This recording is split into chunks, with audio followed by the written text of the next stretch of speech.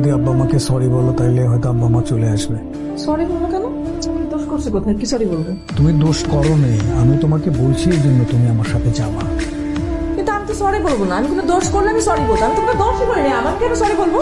আরে তুমি এত কথা বলতেছো কেন? আমি তোমাকে বলতেছি আই এম ইউর হাজবেন্ড, আমি তোমাকে অর্ডার করতেছি তুমি করবা। জামাই আসতে, তোমার শাশুড়ি কিন্তু এইখানে বর্তমান, সেটা তোমার মাথায় রাখতে হবে। এত জোরে চিৎকার করার কিছু নাই। আম্মা দেখেন, আমি তার একটা কথা বললাম, সে কথাটা পা দিয়ে ঠেলে দিছে। লাইট থালাইকি করলে তো সমাধান হবে না। হ্যাঁ জামাই, নিচে নিচে শান্ত হও। বুদ্ধি দিয়ে কাজ করতে হয়, বুঝছো? তারে আদর দিয়ে বুঝাইবা সে তোমার স্ত্রী।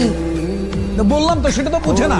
কোথায় বললাম? এই যে বললাম, এরকম করে বললো না আমি শুরুতে কিভাবে কথা বললাম তোমার সাথে? তো আমি যে অপরাধটা করি নাই সেই অপরাধের জন্য সরি আমি কেন বলবো সেটা আমাকে আমি বলছি তাই।